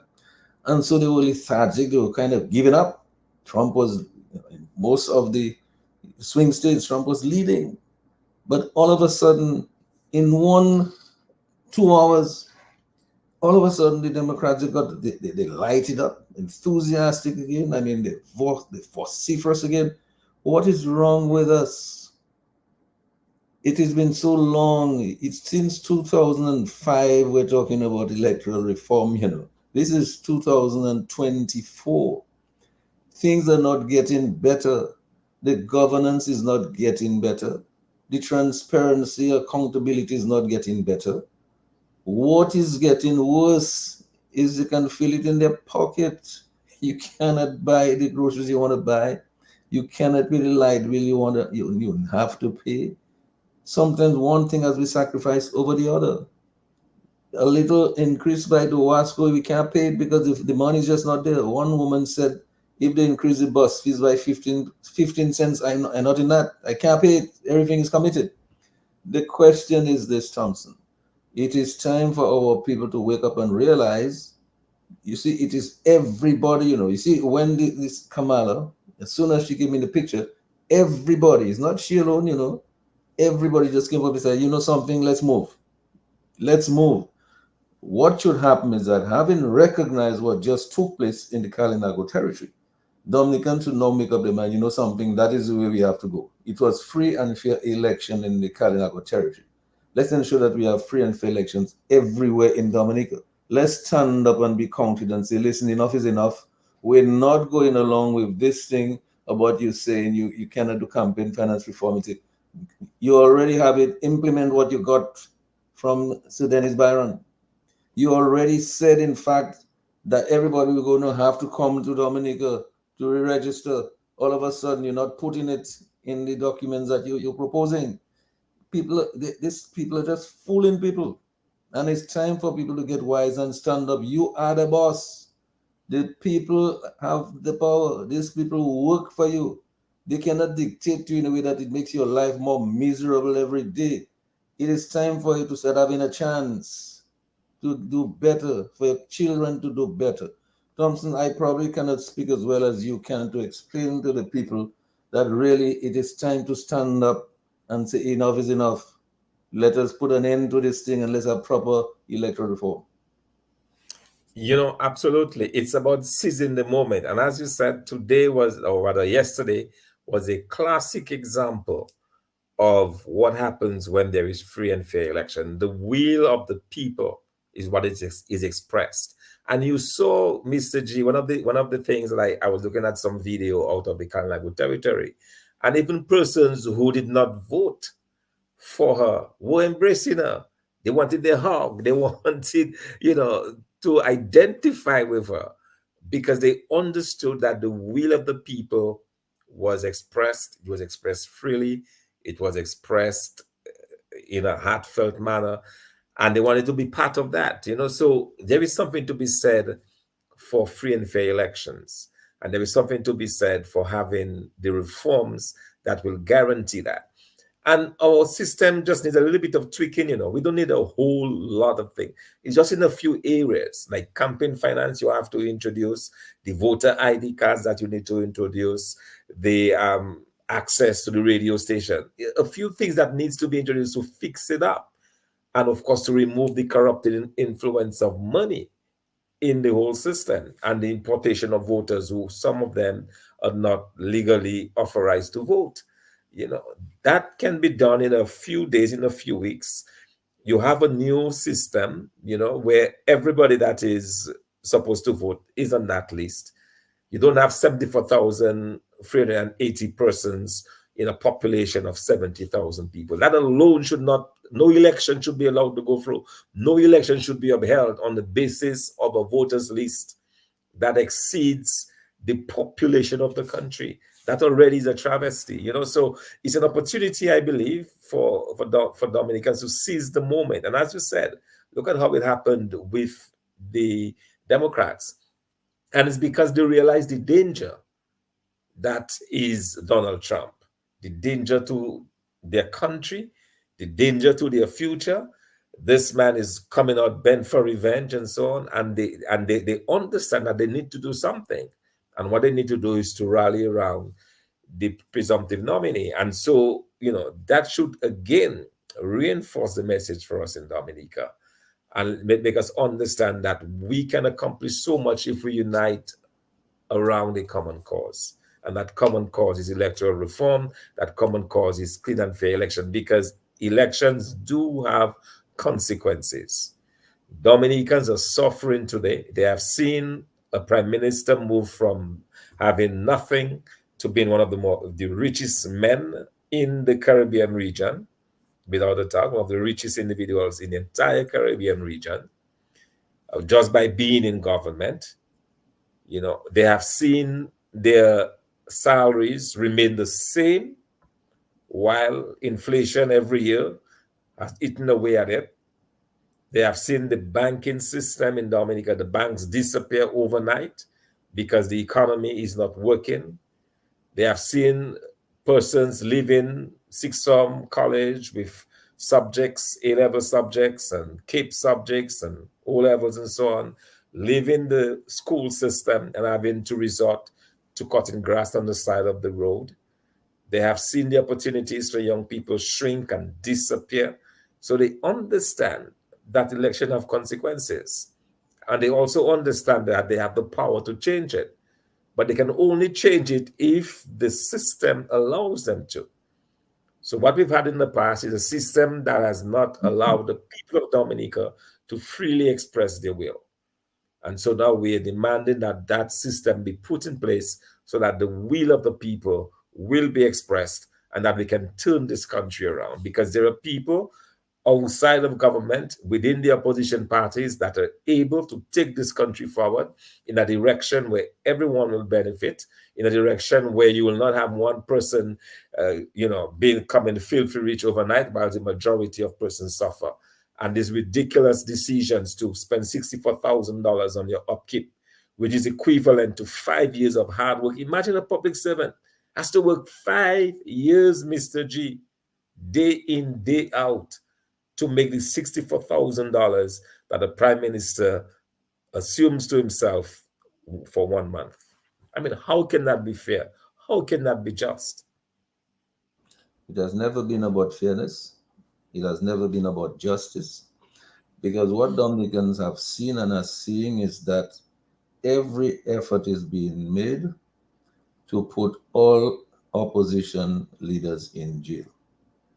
That is what it is, to eliminate opposition. I think somebody said, we don't need an opposition in Dominica. We don't need opposition, right? Don't need opposition.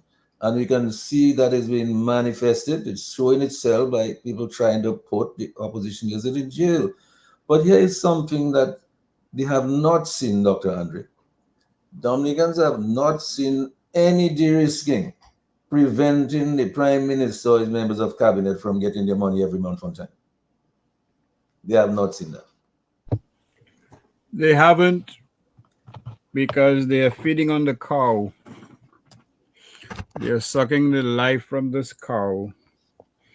And they are feeding, if I may borrow a phrase from the late Canadian Prime Minister Pierre Elliott Trudeau, with the etiquette of a hyena. And don't take it from me.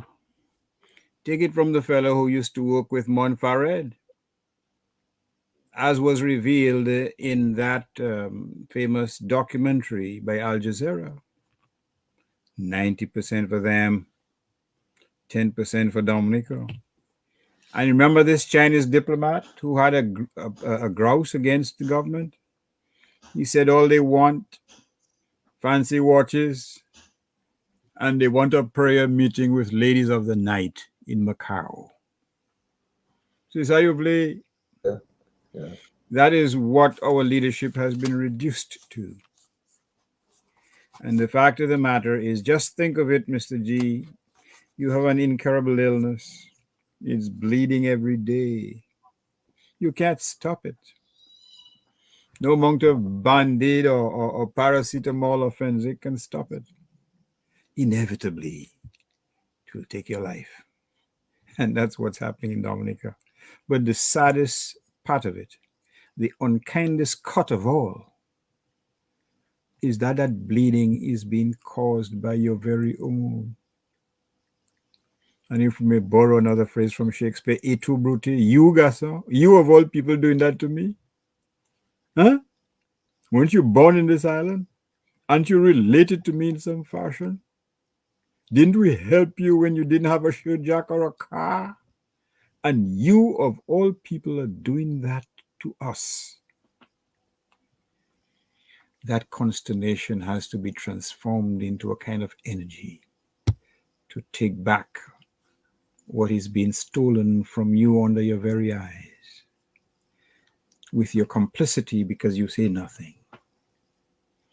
And that's why, as I said, I respect those who speak out, those who are not bought with offers of scholarship and given positions and being conscripted to oppress their own, to say in the House, you are imputing improper motives, to insult persons who've had business records for decades. You can't afford a tin of paint. to give somebody a concessionary amount of $75,000 to build a hotel when he cannot even boast of having built a fowl cage. That's 75 million and not 1,000. 75 million, guys. You see, it's so big I can't even pronounce it properly. I know. You know, we are at a sad space, and we cannot continue to be in that space, whether we like it or not. The oil will run out. The freeness will run out. And then those that have sucked the blood of Dominica will go off and enjoy the ill-gotten gains. And we'll be left with this aridity, this perpetual drought. And Pontius Pilate will say, Garçon, I wash my hands. C'est pas ça fait moi. That's what we will be left. And no country deserves that fate, quite frankly. Yes, we're coming down to almost time to wind down. But Thompson, I wanted to give you an opportunity, really make based on all of the things that we have dealt with here tonight, and all the things that we've dealt with on many other nights that we've been here. A lot of this that we're saying is not new. It's just sometimes to reinforce it, because there are really serious constraints on the people of Dominica. They cannot live a proper life the way they would like to, although they see some other people living a high life, when in fact they're not doing anything much.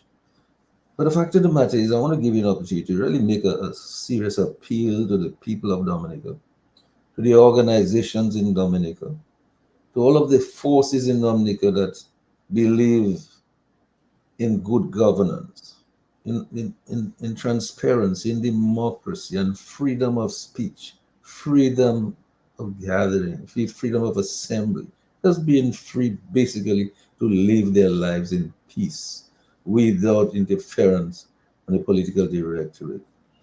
I want to give an opportunity to tell them, because of all of those things, all of those constraints that have been forced upon them, here's a reason why they need to come out and gather and demand electoral reform, best practices, demand the campaign finance reform. Just take what Mr. Byron had given us already. Just put that in there.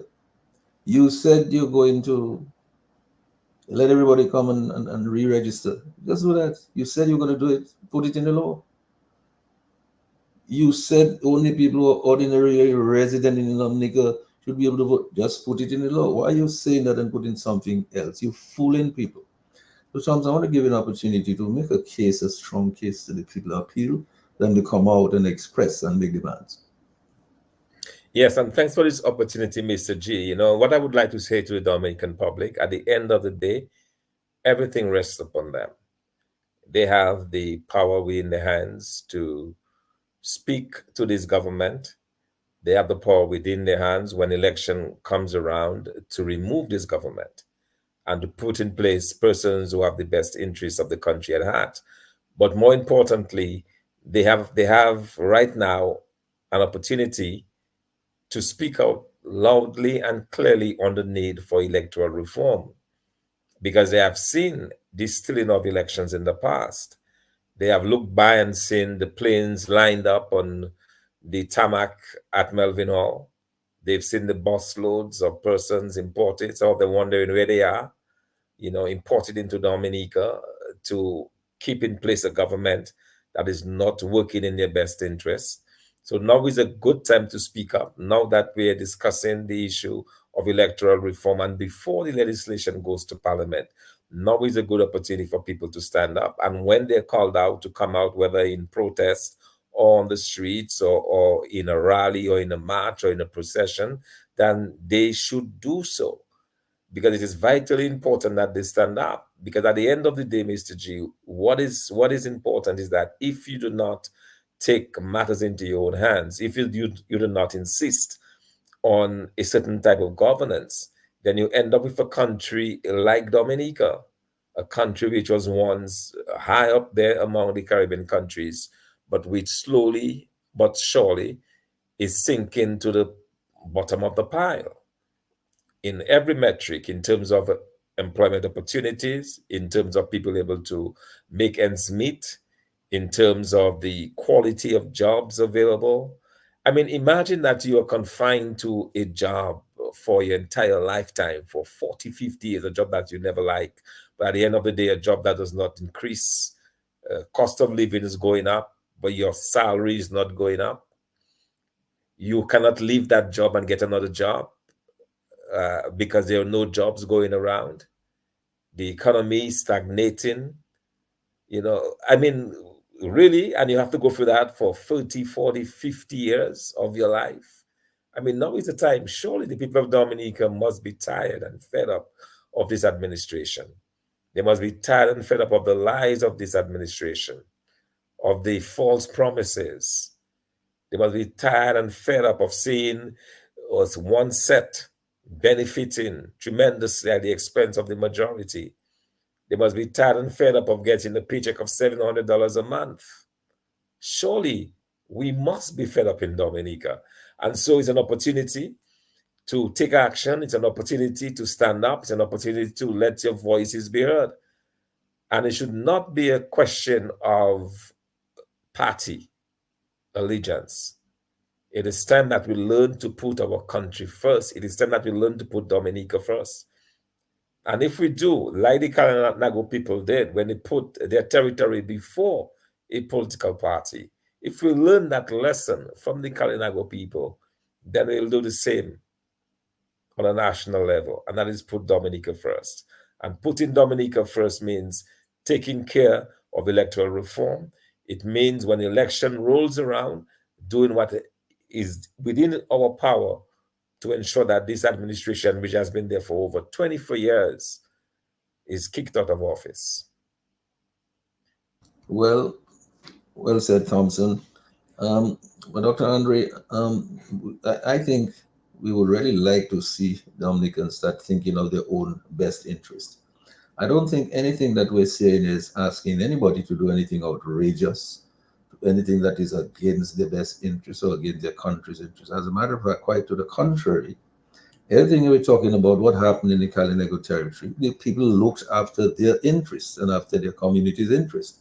What is happening in the United States, the people are looking after their interests. They do not want the Republicans to come and shove Project 2025 down their throat and take away the rights of their women and their people of color and so on, their right to vote, So they're doing what is in their best interest. I think what we're simply saying to Dominicans, get up, wake up, and do what is in your best interest.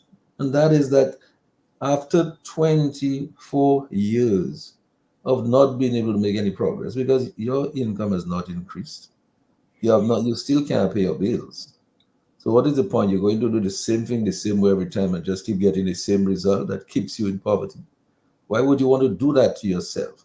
So Dr. Andre, your thoughts here in closing? Well, this choice is stark. It is clear. It is not rocket science. It is required to find a solution to where we are today. Dominicans should just think of the billions that we've been told, and we know it's true based on what Lennox has exposed, which are being held in foreign accounts. And we know it's true because Zampoli, in a lawsuit against some of the people he was involved in the Kempinski Hotel, warned us about this. The Al Jazeera warned us about it. The Europeans have said that they will only grant certain concessions to those islands selling passports if all the money is repatriated and placed in the consolidated fund of these islands. So we know it's true.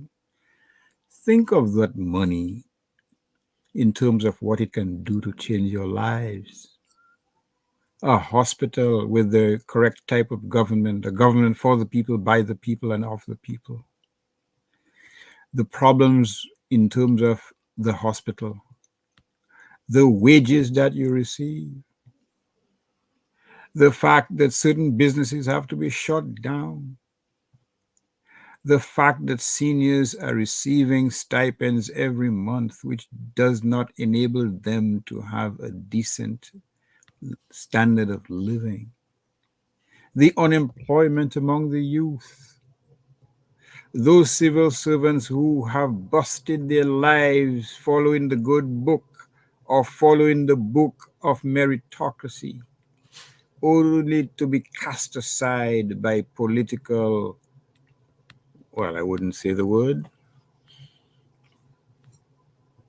on the basis of political interference. That's all I'll say. The police officers who've been denied promotions, those who've toiled in the wilderness without any promotion for 20, for 30 years.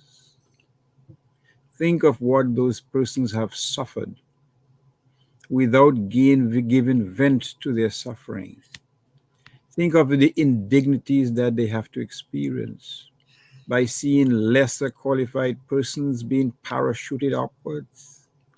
Remember what what Inspector Week said years ago in a church? It is the wannabes and the retrobates who are acknowledged, not those who have dedicated their life to service.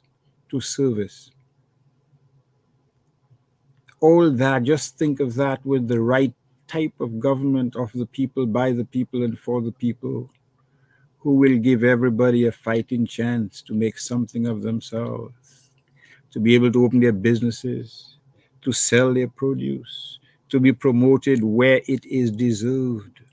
Police officers who do not have to look over their backs because some colleague will go complaining that they're doing the right thing on the job, for God's sakes. Huh? Lawyers who are afraid to open their mouths, and others. Think of it. Think of the fundamental change. Think of the sudden and precipitous change in the landscape in terms of American politics with this announcement of Joe Biden on Sunday. Think about that gushing stream and that gushing flow of water ready to replenish the earth. Think of that in Greek mythology, a task given to Hercules by a king to clean some stables that had not been cleaned for 40 years, with horses every day setting down on the ground their pieces of perfume. And what did Hercules do? You think he went looking for a shovel? He diverted 2 rivers and let the rivers pass through the stables, cleansing it of all the pollution and all the dirt. That is what we need, a tide of persons committed to goodness and integrity and decency, coming together to clean the stables of corruption in Dominica. Because if you don't, the island will be drowned in that filth by persons who walk around with jacket and ties, with Gucci shoes, with $3,000 shoes, with tinted SUVs, displaying a false sense of respectability that is belied by their selfishness and greed. Think of that fundamental change and think of your role in that change, because that's what Dominica needs as we speak. Nothing more, nothing less. Think of we recapturing the belief that hard work is redemptive. Working for what you have ensures a kind of salvation in and of itself. You know, Mr. G, growing up, we would have to go to church every Sunday, and there was a hymn that always stood with me. And one of the verses, or part of the song, it ended with the following words: as we wait in joyful hope for the coming of the Savior, we should wait no longer in joyful hope for the coming of any Savior from above. We should wait in joyful hope for those leaders among us who will lead us out of this land, out of this state, where it's a dog-eat-dog mentality that pervades, with no sense of shame, with no sense of compassion for the poorest and the most humble, even for those who are sick. even for those who don't have insurance, with no sense of compassion. We should not wait for the coming of that Savior. We should be our own saviors. That is what we need, that change in mentality. And we have to make it happen. No one else. I thank you. Dr. Andre. I just want to close up by saying this, that to the people of Dominica, to all of our folks listening on Facebook are still with us on YouTube and so on, thank you so much for being with us. We hope we shared some good thoughts with you, give you some food to think about. I just want to say this to all of the people of Dominica. This business about de-risking causing you to get paid late, don't believe that. Don't believe that. Because if it was all the ministers their payment would be late too, but it's not late. Nothing to do with de-risking, somebody mama guying you. All right? And then of course this business of you see, putting all your people you don't like, people who are thinking differently from you, put them in jail. You might think today is just the opposition. Oh, it's just the opposition leaders in politics. But tomorrow, when these people have their way, when democracy has been transformed into autocracy on its way to being a full-fledged dictatorship, you will know now that electoral reform, because you did not come out and make it happen, that is what was your undoing. Because you know that absolute power corrupts absolutely. So I just want to say this in parting, and I just wanted to also say to Dominicans, you need to come out for your best interest. The people in the Kalinago territory showed you the way. They told you, they listen, we're not happy, we're not satisfied with our lot in life right now. We've been waiting for how many years? They've been getting corn curls and a little bag of this now and then at election time. That is not working. We want to really make a real salary to be able to realize our full potentialities. So please, let's make a change, and that is what they did. I think the people of Dominica should think likewise. These people are smart. Believe them, emulate what they did there. Let me just say good night to everybody. I hope, in fact, Dr. Andre, we did justice to our discussion here tonight. And Thompson, I hope the time that we spent here tonight was worthwhile. And thank you, Lambi. Yes, I think it was worthwhile. Thank you, Lambi. Thank you, Sherwin. Let me just say good night to everybody. So, good night to everybody, and thank you. Thank you all. Thank you, Dr. Fontaine. All right. Bye, guys. Take care. Right. Good.